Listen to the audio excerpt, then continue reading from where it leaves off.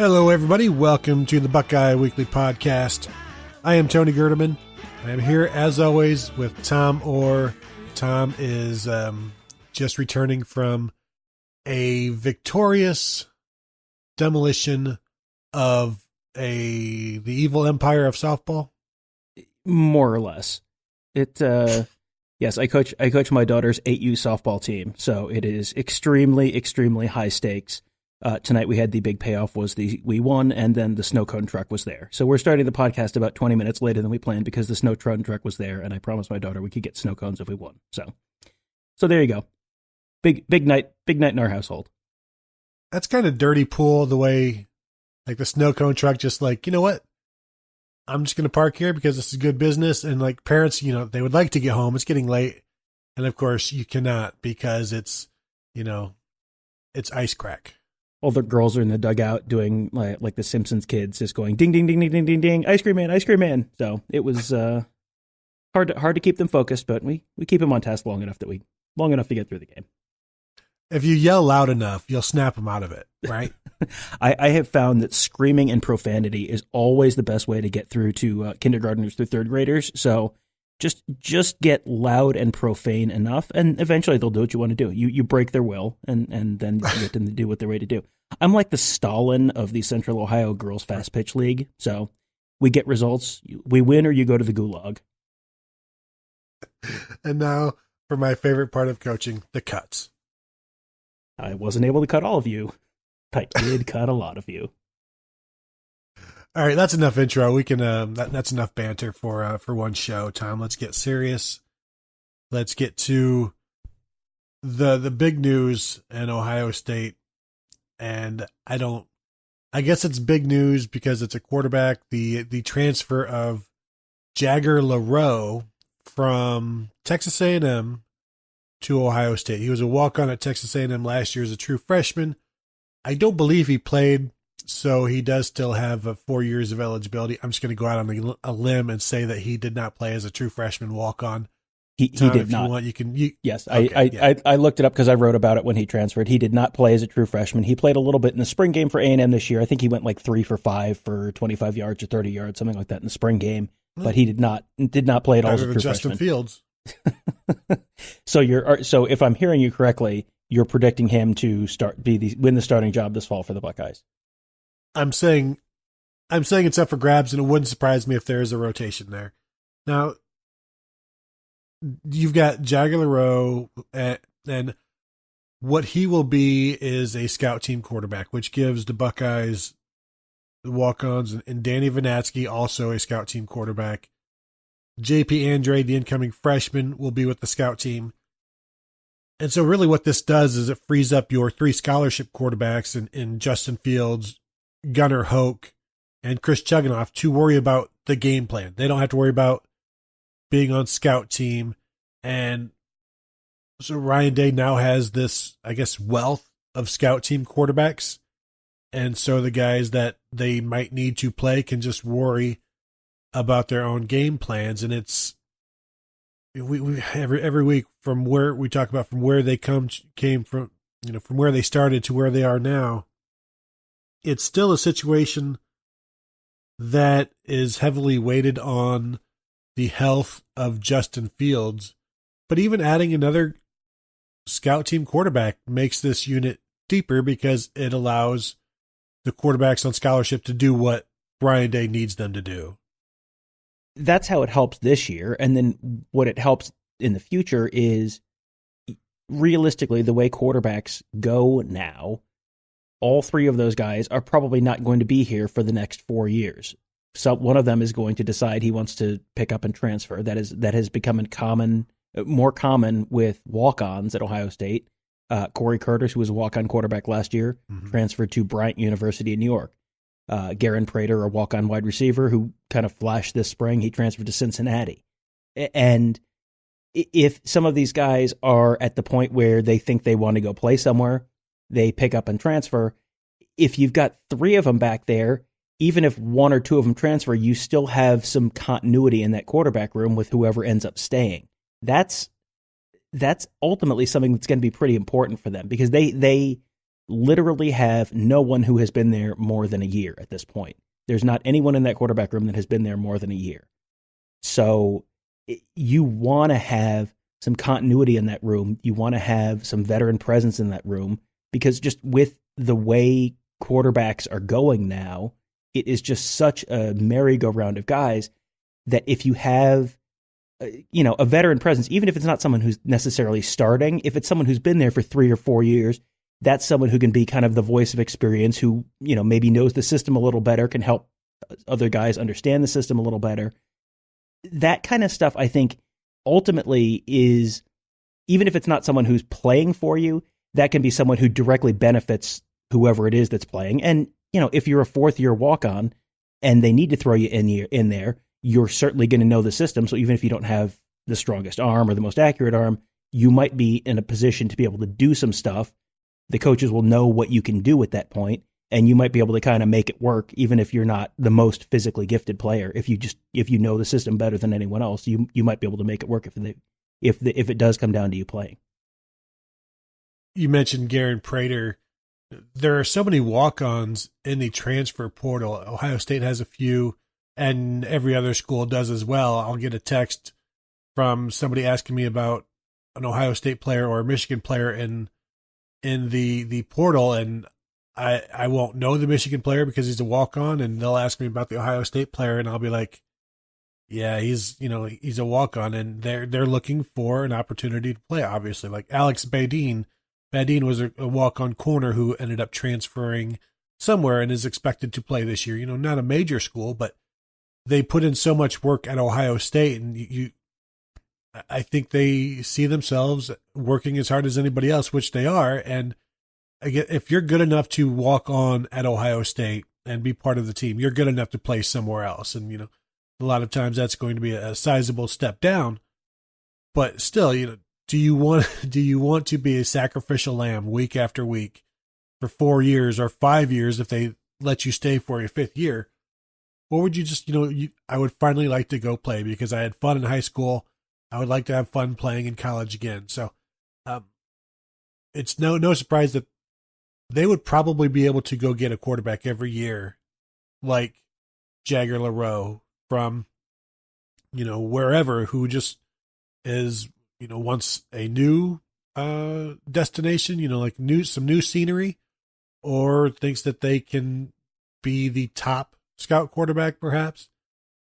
But yeah, it's interesting that they have so many now, but I also think that they now can, quarterbacks also want to play for Ryan Day. And even if it's just as a walk-on leading the opposition offense in practice week after week, they still get an opportunity to just see football through his eyes. Or, when, what's his face, the Washington State quarterback was going to walk on at transfer to Alabama and then begin his coaching career. And Mike Leach was like, well, you can do that, or you can come here and lead the nation in passing. And so Gardner Minshew was like, okay, I'll do that. And now he'll play pro ball for maybe a few months and then get into coaching.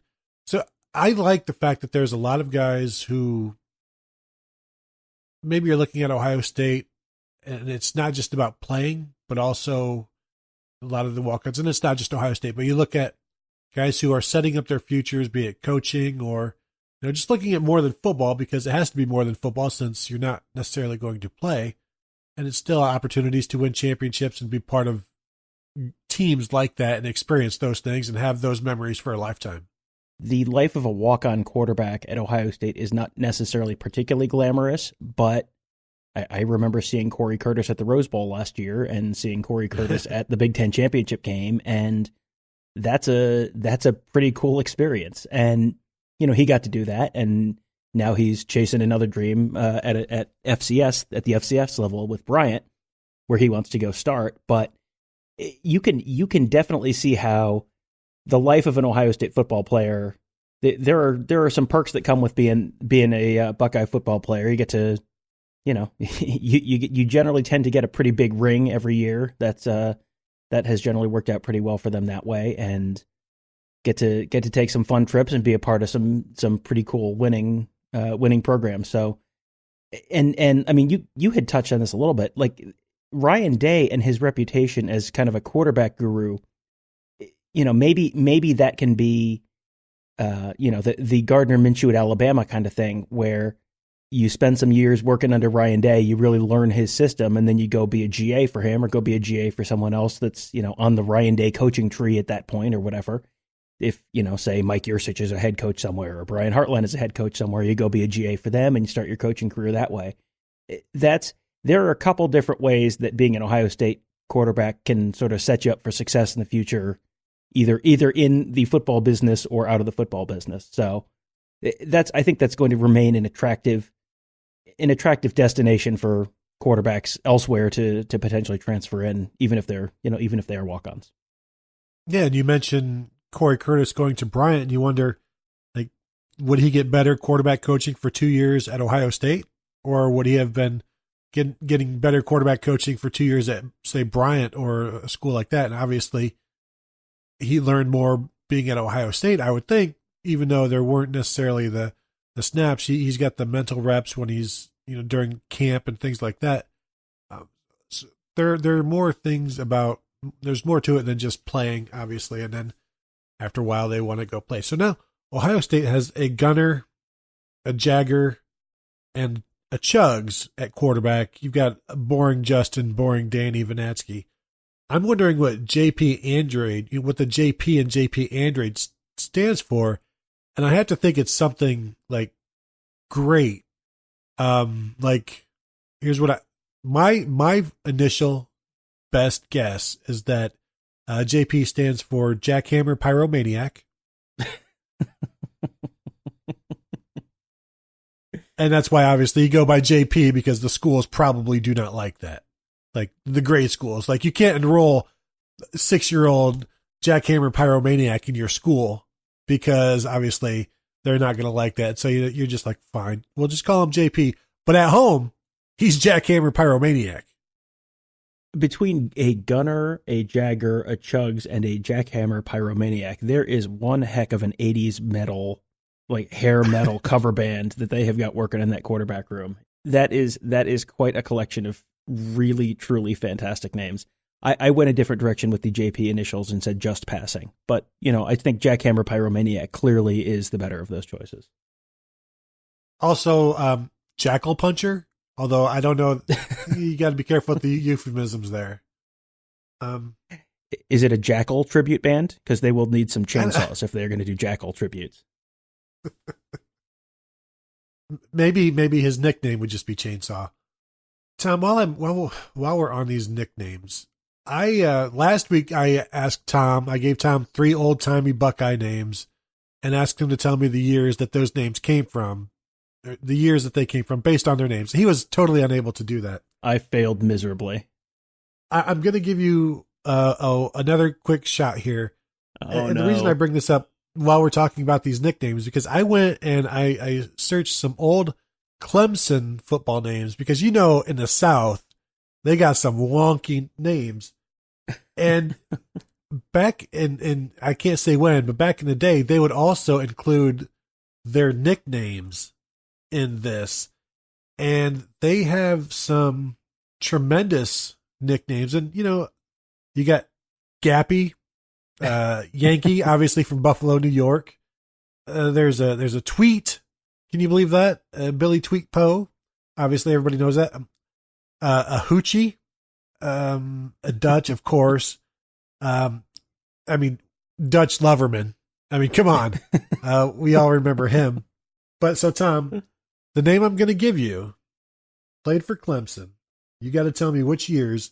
His name, Mavis Bull Cagle. Mavis Bull Cagle. Well, last week, every single one that you gave me was from about 1935 to 1938, and I kept guessing something else because I thought it can't possibly be from that time period, so I will guess 1936.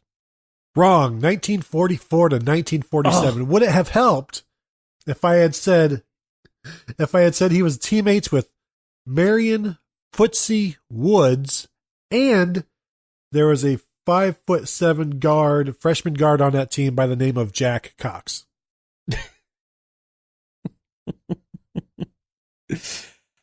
I have absolutely Would that have nothing. helped? I think that what we have learned is that when all the old people say football was better back in the day, they were clearly right, because if you can have a 5'7" guard, I think that's where the game should go back to those days. That's more guys named footsie and more 5'7" guards. That's where the game should be headed. That's the future of football, clearly. Right, and which is a tremendous segue now to another initialed quarterback, JJ McCarthy of the Michigan Wolverines 2021 recruiting class, who spoke with The Athletic this past week. Ari Wasserman went to Illinois, where JJ McCarthy is, and talked to him. And McCarthy said that he was lied to by Ryan Day about.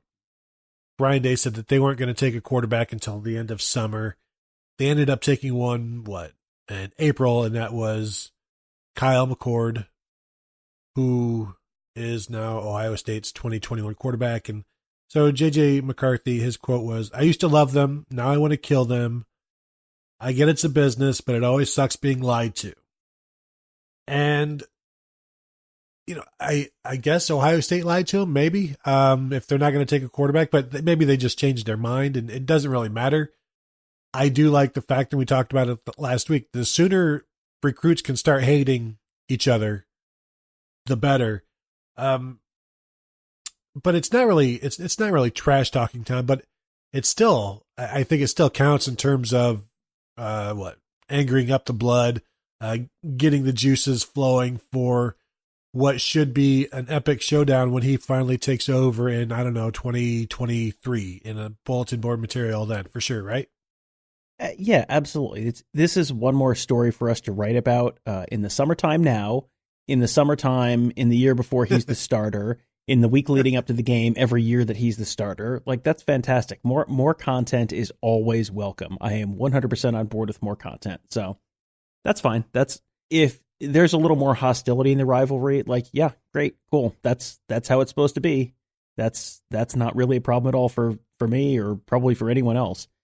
The one thing that I think was an interesting takeaway from this is, I think we had both heard sort of around the program that the idea that they really did pick Kyle McCord over JJ McCarthy. He really was their choice. That JJ McCarthy had been trending away from Ohio State right as Kyle McCord was trending towards Ohio State. And, there had been sort of whispers around the program that was Ohio State had really picked McCord over McCarthy. And you never quite know, is that spin where McCarthy has said, no, I think I'm going to go somewhere else. And then they said, okay, well, no, then Kyle McCord has been our first choice all along. And this is pretty clear confirmation that, nope, they really did pick Kyle McCord over JJ McCarthy. So, if you are an Ohio State fan and you look at Ryan Day's track record with quarterbacks, I think you would probably put your money on Ryan Day, knowing what he's doing with quarterbacks. And if he had his pick there and picked Kyle McCord, and that's the guy that is verbal and committed to them, then I think you should feel pretty darn good about where they are for the next couple of years with the quarterback position. Usually, if a team, a head coach is torn between two quarterback recruits, he'll pit them against each other and say the first one to commit will get the scholarship. And here they're basically seems like they were telling JJ McCarthy, don't commit just yet. We're not taking anybody till the summer anyway, so don't even worry about it. And then, 2-3 weeks after that, Kyle McCord is committing, and Ohio State was happy about it. So I think it's all part of the recruiting game, where sometimes even the 5-star guys, you have to slow play sometimes if you're taking one guy and you like somebody better than that guy. What I also thought was interesting is that both Parris Johnson and Jack Miller were tweeting out, calling it the Revenge Tour 2.0 and laughing about it. And what is, I think, best there is that Parris Johnson is one of those guys doing that. I think that's a good sign, at least for Ohio State, that Parris Johnson is viewing himself as part of all of this. Even he's been committed forever, but he's also been looking around for a while. So at least Tom, it's good that he is still viewing himself in this inner circle of Ohio State. For sure. You want him identifying with Ohio State and this kind of stuff, thinking about, from the perspective of being a Buckeye, that, he has been looking at Georgia pretty strongly. He's made some trips to LSU as well. He's been looking at LSU pretty strongly. So, that has been a major point of concern, I think, for Buckeye fans and probably within the program as well, that, that this is a guy who, you look at what he did at it was like an all-star game or a combine or something this week, and he just put up just absolutely insane numbers. Like he is ranked as, he's like the 5th or the 6th overall player in the class. And he went to one of those all-star summer camps and he backed it up. It was real impressive. He put up some just crazy shuttle numbers, like NFL combine type shuttle numbers for a high school better than kid. Draymond Jones. Yeah. Like that is freakish athleticism. So, he is, you don't ever want to say must get / must keep, but he is about as must get as a prospect would be for, an in-state, real high ranked player at a, very high profile position like offensive tackle. So keeping him in that class is going to be a big part of exactly where this class ends up, the 2020 class. And if he's identifying with Ohio State in this kind of thing and kind of, firing back at the Michigan recruit, JJ McCarthy, that has to be a good sign for Ohio State. The other thing that's a good sign for Ohio State is Parris Johnson is close friends with Darian Henry, who's a defensive line recruit, who's the number 2 ranked player in the state. Darian Henry said very recently he was going to make a decision, quote, sooner rather than later. So, and Darian Henry is another guy who's been looking at all the Southern schools. All his crystal balls are still to Ohio State. He has said he's going to make a decision soon, which means he's probably already made a decision and is just waiting to announce it. And if he goes to Ohio State and his close friend Parris Johnson is, you would think that would probably help in the case of keeping Parris Johnson in this class. And, those are both top 50 national prospects. And there has been some concern about both of them recently. Just, are they maybe thinking about leaving? Are they trending away? I think there's reason for optimism with both of those guys just in the last week. And so I can understand JJ McCarthy talking about Ohio State. What I can't understand is Deus Hogan, Iowa 2020 quarterback commit, a 3-star quarterback out of Texas, I believe, saying that this past week that he is going to make the defensive coordinator at Ohio State pull his hair out. And to me, first of all, he was speaking with, I forget, but I have it at allhawkeyes.com, I believe is where the interview comes from. And describing himself, he says, first of all, I'm just a winner. And I don't know how often winners describe themselves as winners. I don't necessarily recall them doing that. And then he continues, from elementary phys ed to varsity football games, I've just won wherever I've stepped on the field. And it reminded me of Shaquille O'Neal in 1996 when he said, I've won on every level except college and the pros. He did go on to win some NBA titles, and maybe Deus Hogan will as well. But when he says, I'm going to make the defensive coordinator at Ohio State pull his hair out, I'm going to enjoy it. That's what I'm going to do. I love the whole chess game of it. Part of that is trash talk. Part of it is not. For one, I can understand any quarterback wanting to make life terrible on Ohio State. I get that. When Urban Meyer came to Ohio State, he set his sights on Alabama, right? You go after the big dog. I get that. But then when you add in, I'm going to enjoy it, then it gets a little cocky. And I get, yes, Iowa, what they did to Ohio State, I remember it.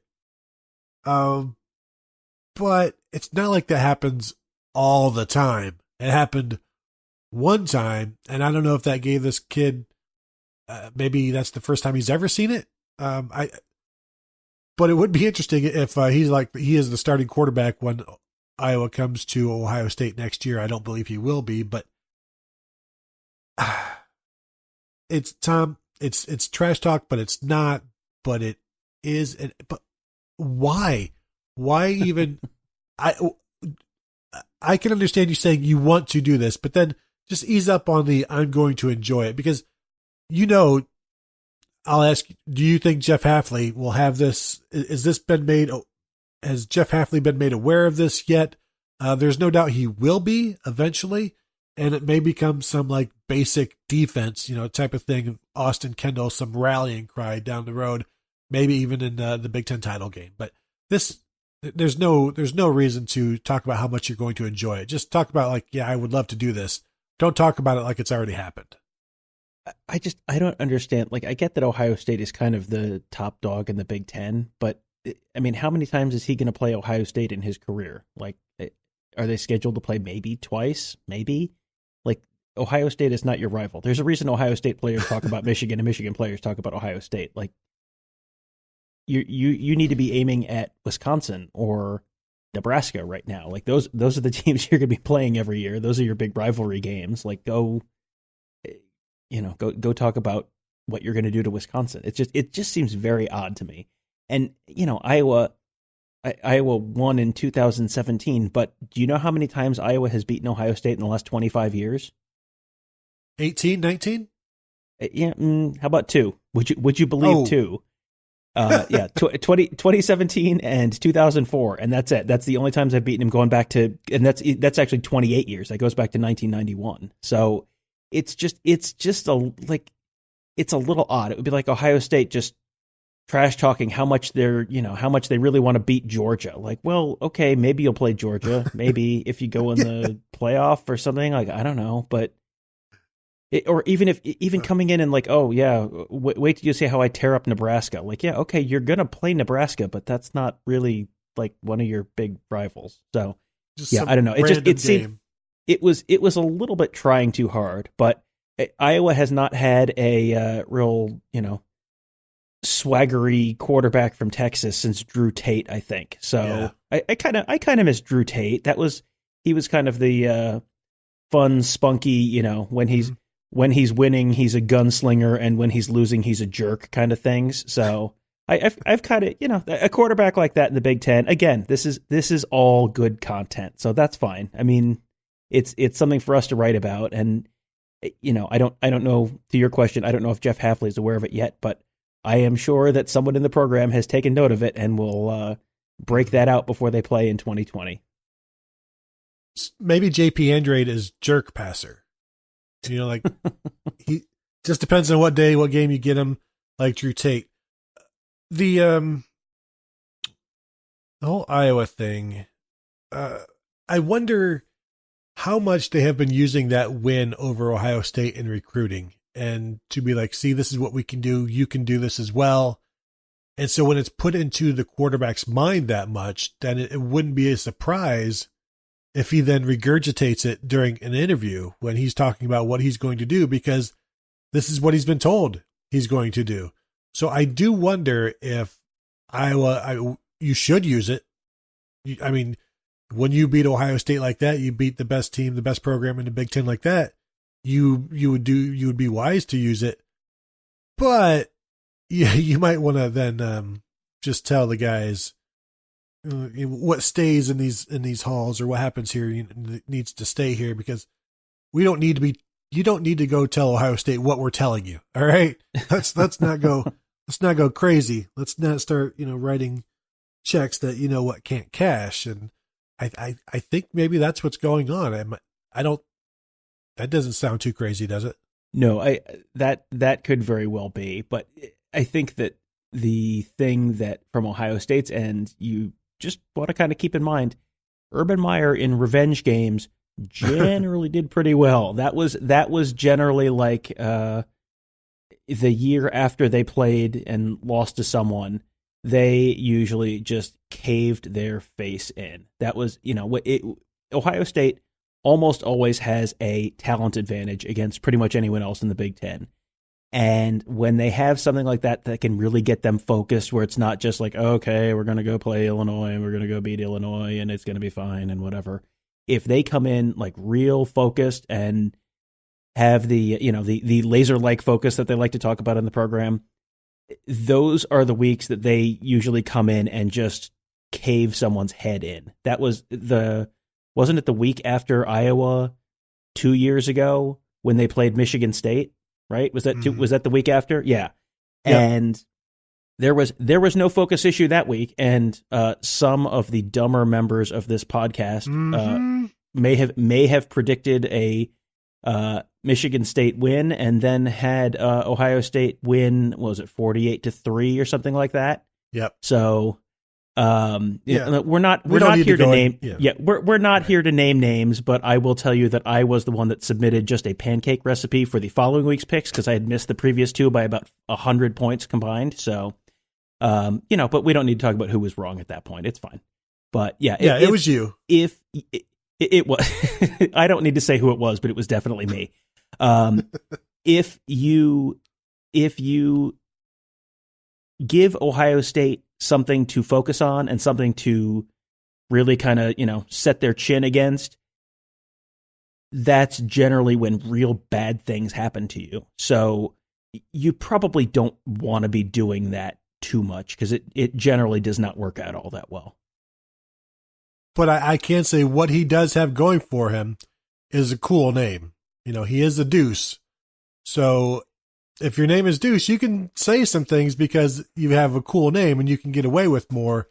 And people just brush that off. It's like, well, okay, that's Deuce being Deuce. You just let him be because he's got a cool name and you don't want to call him out. Now, if his name was like Mitch or Greg, yeah, you tear him apart and you beat him. But when you're Deuce or you're what's another cool name? I think the only cool name is Deuce. If he gets sacked, can we say he got dropped? Because I really kind of want to use that in a headline at some point. Yeah, Tom, you can do that. I'll leave that one for you. We've been talking about this Iowa loss and to segue to other painful Ohio State losses. Speaking of nightmarish days in Ohio State football history. Yes. So a few days ago, I put out a poll on Twitter asking Buckeye fans for those who had seen all three losses. And the tweet specifically asked for the people who had seen all three losses against Michigan State beginning in 1998, then the 2013 loss and the 2015 loss. I asked the people who had seen all three of those losses, which was the most painful or which was the worst. And Tom, 46, I think the final vote, 4,100 people were polled. 46% said the 2015 game. I think 41% said the 1998 game. And I disagree with my own poll, and I was disagreeing with every response, not every response, but several. And I had other people getting mad at me like, it's your poll. You can't get mad at what the people are doing. And I guess I can because they're obviously wrong and they did not experience the 1998 game. Tom, let me ask you, what do you think the average age was of the people taking the poll who said, what was the average age in 1998 of the people who said 2015? I'm going to say -2, maybe, was their age in 1998. There is no way. I voted in that poll like 5 minutes after you posted it and saw it was, I don't know, it was about 40-40 at that point, and immediately just said, okay, so, and I think I may have tweeted this. Yeah. Okay, there are just illiterate millennials voting in this poll, because if you were alive, if you actually watched all three of those games, there is no possible way you actually thought 2015 was worse than 1998. There is no possible way.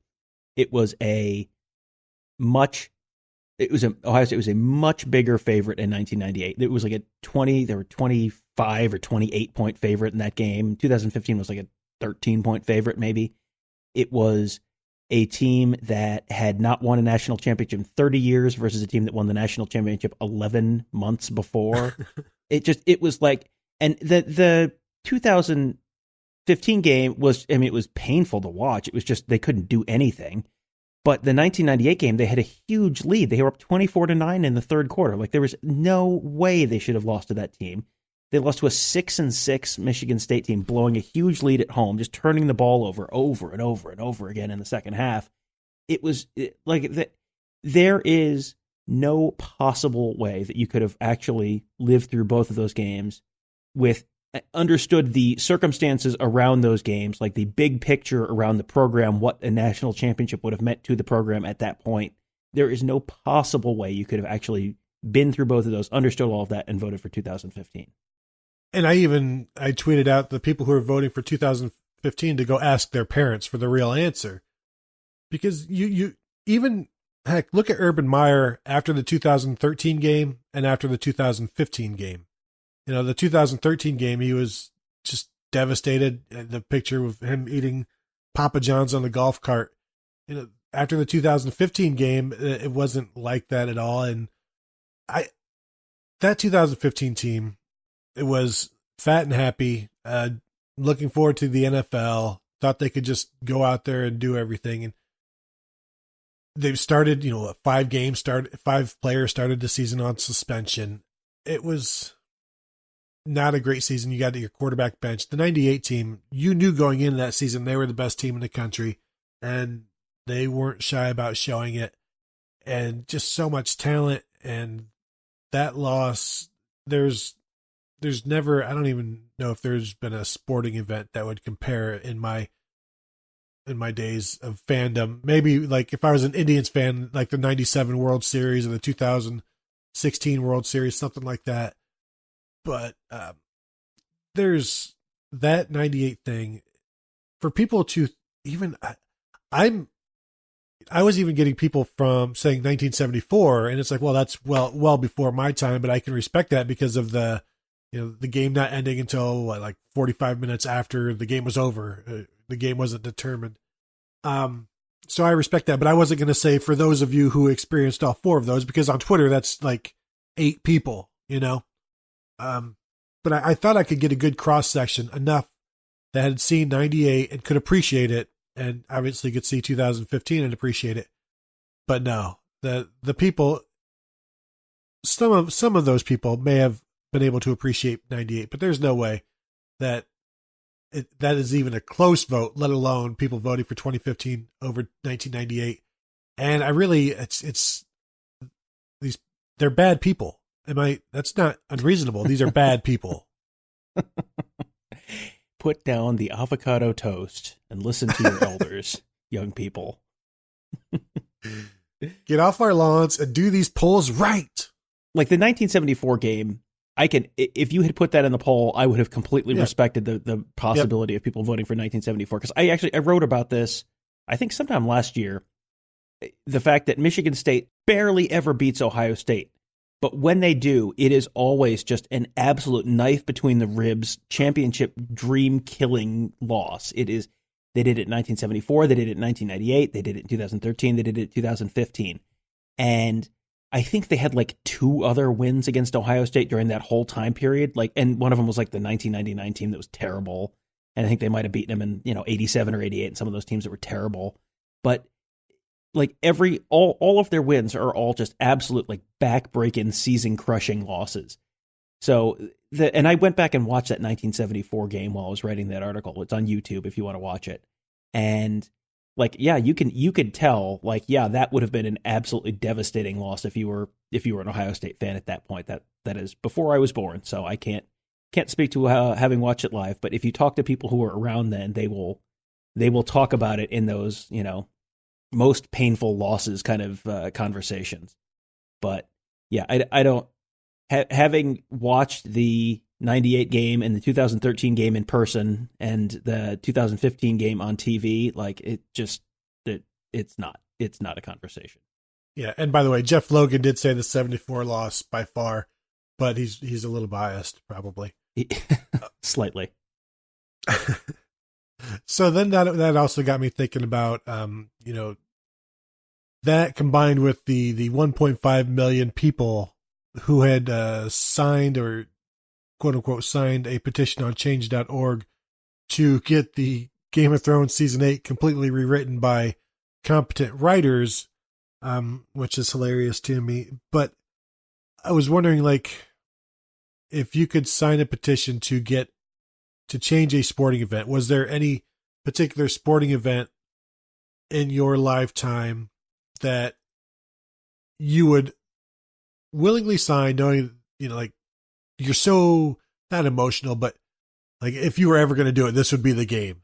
And I think for me, it would be that 98 Michigan State game, but we've already talked about it. And I was trying to, are there others, maybe like the 84 NLCS Game 5 against the Padres, with the Cubs, and they should have went on to play the Tigers in 84 in the World Series. But like you know what it would be, Tom, for me? I would say it would be, and I don't know what exactly game this was, but when Hugh Hollins whistled Scottie Pippen for a foul on Hubert Davis the year Michael Jordan was not with the Bulls. That would have been 94, yes. Yeah, and the Knicks went on to beat the Bulls that series, maybe in 7, maybe in 6, but that was a phantom foul. Hubert Davis hit a couple of free throws, and they went on to beat the Bulls. So I think I would sign a petition for that one, because obviously the 98 game would be, that's goes without saying. What about you?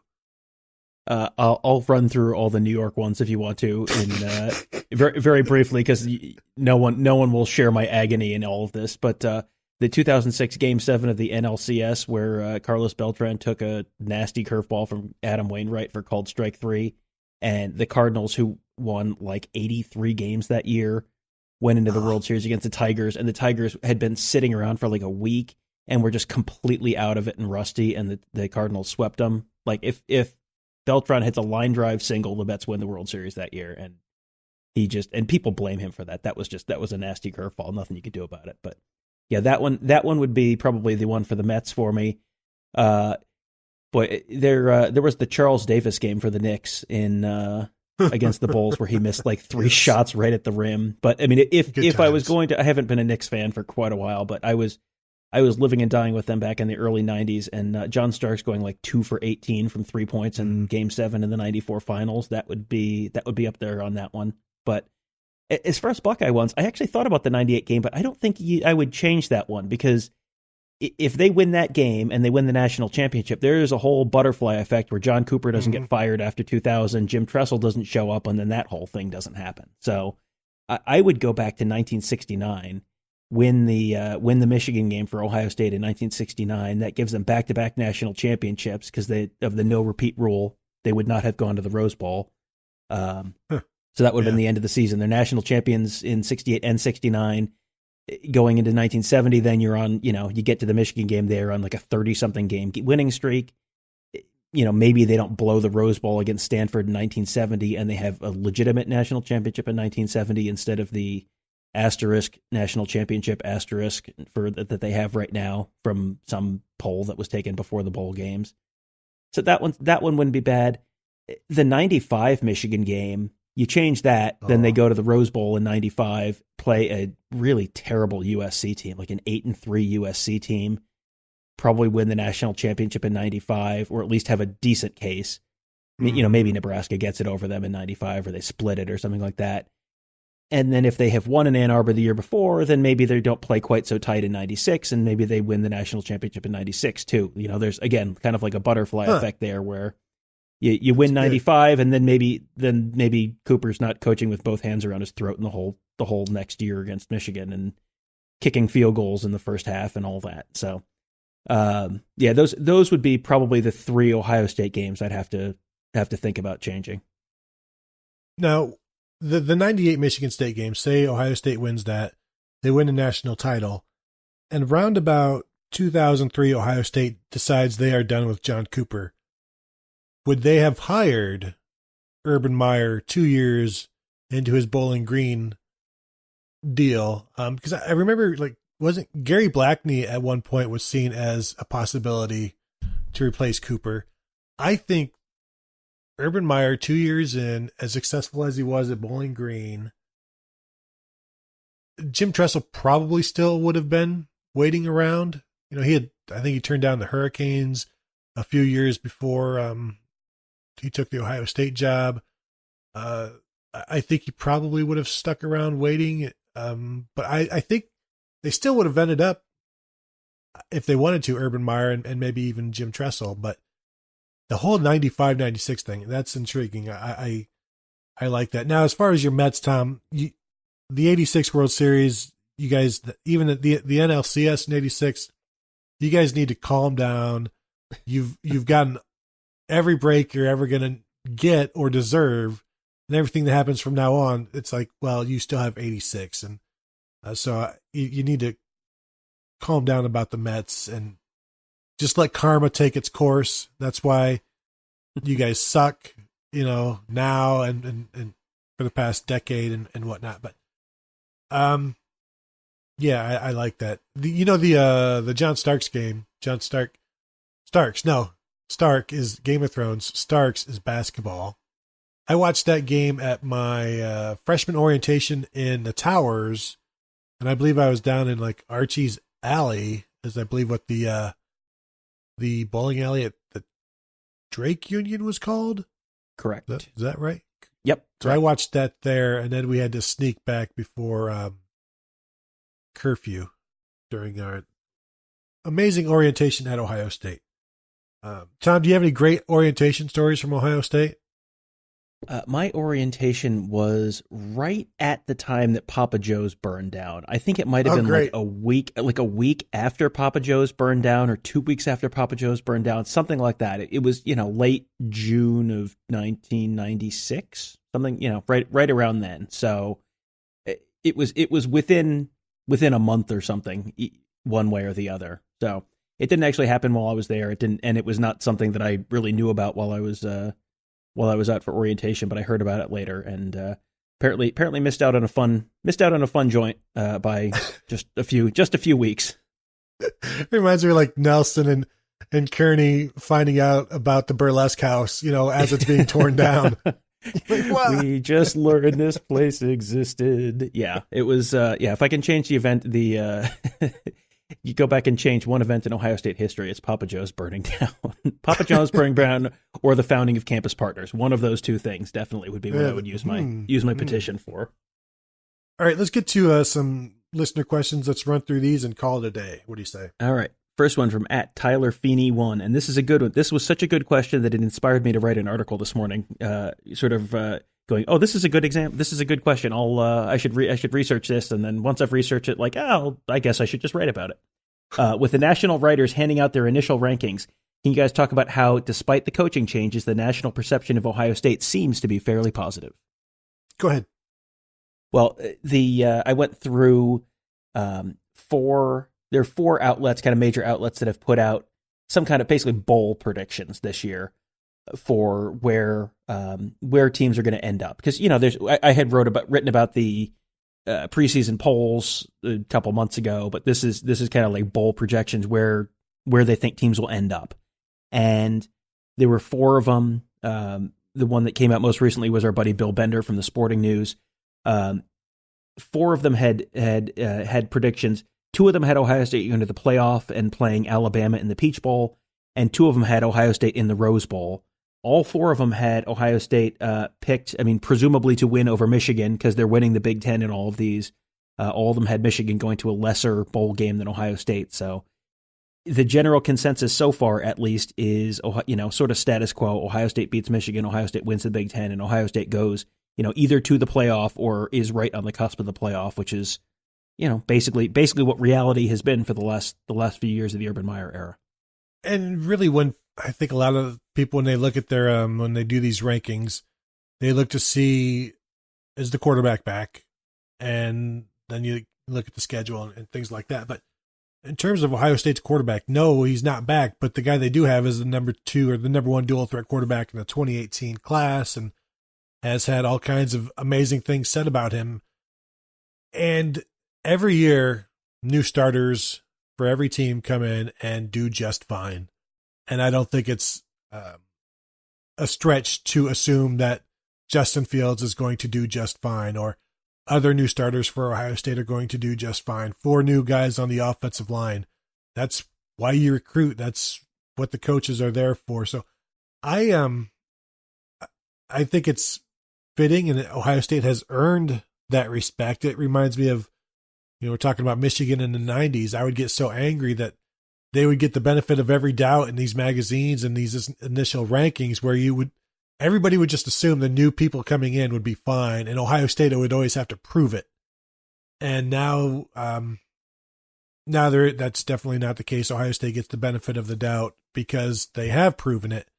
And, I'm cool with it. Although Athlon, I went and got my Athlon magazine at the Kroger's, down to the Kroger's, Tom, and they have Michigan winning the Big Ten and going on to the playoffs. They have Ohio State and Michigan both being 8-1, but I'm guessing Ohio State's loss comes to Michigan.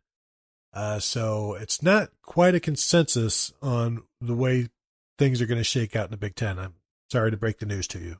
That's entirely reasonable. There are plenty of questions about Ohio State. There's plenty of questions about everyone. There is not a team that is clearly head and shoulders above everyone else like there has been. Like Ohio State has been in a lot of years with Urban Meyer, where the talent has been so much better that you know that Urban Meyer is a better coach than Jim Harbaugh. You know that Urban Meyer is a better coach than James Franklin. You know that's probably going to mean that he is going to come out ahead. You don't quite have that same benefit of the doubt right now, just because Ryan Day is a little bit more of an unknown quantity. I don't think there's any reason to be deeply concerned about the future of the program. You've got all the internal infrastructure still there with Mickey Marotti and Mark Pantoni and all the recruiting guys, and all the the internal staff is all kind of status quo. So I don't expect a big dip, but you can be if it goes from amazingly, truly, remarkably, unprecedentedly unique, elite level program to very good program. There's a couple other very good programs in the Big Ten East, and that is not a huge step back. And you could you could fall behind one of those other teams. This is not Clemson in the ACC where they're so far ahead of everyone else that it's not even close right now. The competition in the Big Ten East is strong enough that it's reasonable to think that someone else could pass Ohio State this year. Either not necessarily forever, but first year head coach, first year starting quarterback. They could take a little step back, and a step back this year could be 10-2, which would feel like a complete disaster in Columbus. But 10-2 is actually a pretty good record as far as these things go. If you're a Michigan man. Next one from @BurnerCount69. What former OSU basketball player do you think has the best chance of becoming the head coach in the future? I don't know if there are really any former Buckeye basketball players that are even in coaching very much. Herb Williams, maybe Aaron Kraft would do it. John Diebler. We talked to Jake Diebler last week. John Diebler said he thinks he will get into coaching. And so there's a good chance for you. I would lean towards somebody different, like former center Gerald Aker, who once shot the tires out of teammate Antonio Watson's car back in 1994. I think that's the kind of guy who will get the most out of a team, because tires are freaking expensive. Because if you shoot the tire out of, say, tire's 2 or 3 years old, and you shoot that tire out, you might have to get a whole new set, because the wear, you can't just put a new tire on a 3-year-old set. The wearing is uneven. So if you've got a coach who is going to shoot your tires out if you don't hustle, Tom, every single player on that court is diving on the floor like Aaron Kraft, because 1, they don't want to get their tires shot out.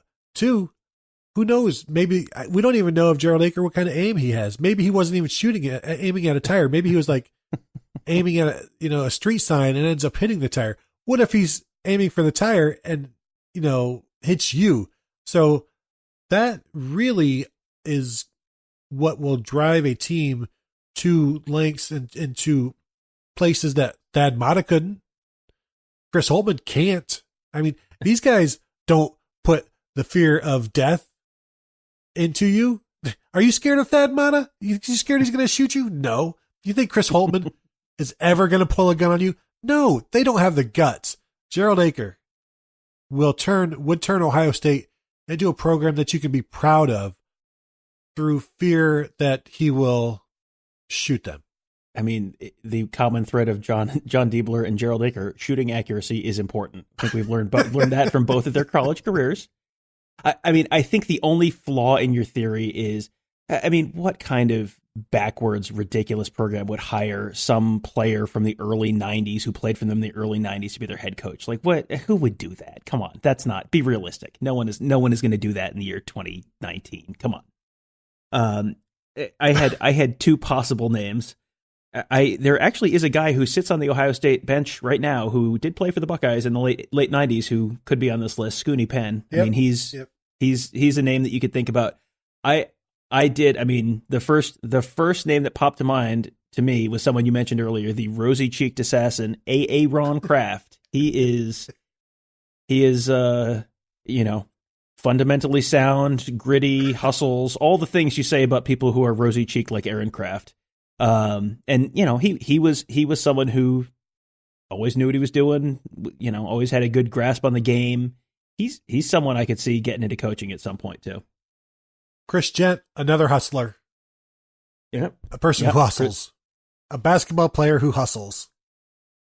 All right, last one from Tatum. Demario McCall seemed ready to finally have a role in this offense after missing spring football. Is that still the case?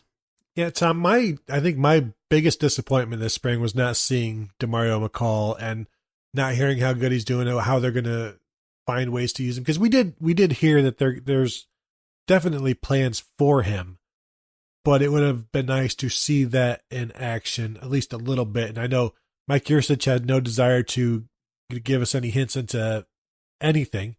So who knows what we would have seen, but it just would have been nice to hear from teammates that, yeah, Demario is really going to add something and he's doing this and he's doing that. Demario, maybe more than anybody else, he just wants to play because even when he was healthy, he couldn't. And when he's finally a spot is available for him, he's been banged up.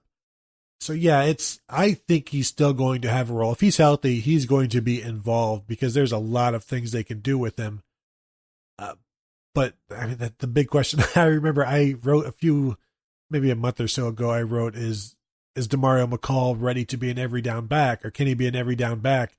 And somebody responded, I'd settle for an every game back. And really that's what they need from Demario at right now before they can invest too much more into him.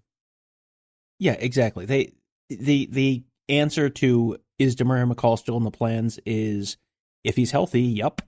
If he's healthy, they still like all the stuff that he can bring to this offense. They still view him as someone who they can use as a running back and run between the tackles, run outside, someone they can use in the passing game. I mean, that's something that I think it might have been Kevin Wilson, one of the offensive coaches, talked about, either him or Tony Alford. Getting Demario McCall in the backfield, you motion him out of the backfield. He's out on he's on a linebacker outside in space, and that is a mismatch that might prompt the defense to call timeout. If you get him outside on a linebacker, that's Ohio State ran into that situation a few times last year, where you'd have like Pete Warner have to be the guy who motions out, and he's out in space on a little wide receiver or running back out by the numbers, and it's like no that's not Pete Warner's fault. That is a coaching issue that they are in that spot, and they need to not put him in that spot. They need to put him in a spot where he can succeed. And if you have the opportunity to put the opposition in that kind of position, yep, they're going to do it. And if Demario McCall is healthy, Demario McCall is going to play, and they're going to do that kind of stuff. But we have heard lots of talk about all the great ways they're going to use Demario McCall and all the great things Demario McCall has been doing in practice, and how he's looked in practice last fall and all that. But he has just not been able to stay consistently healthy, and until he can, you can't ever assume that you're going to see a lot of him until he shows that he can be healthy and stay healthy for an extended stretch. Exactly correct. And that will do it for today's show. Want to thank you all for listening. And we also want to thank you for the reviews and ratings. I haven't been able to check iTunes. My computer is not allowing me to look at it. It's saying I've done something wrong and something is broken on it. So I just assume that we have been getting some outstanding reviews, and why wouldn't we? So I want to thank you all for that. Tom, you got anything before we go? Nope, I think we are all set for the week. We are all set for the week. So now that the weekend is here, we're all set for the week. So thank you all for listening, and we will talk to you next week, probably sooner than we did this week. So thank you for your patience, and have a good day. Well, she threw away the motel key. I wish it never meant nothing to me. Say well, now say well. Oh yeah. Say well, now say well. If you tell me that tomorrow's alright, we could steal a car and leave tonight.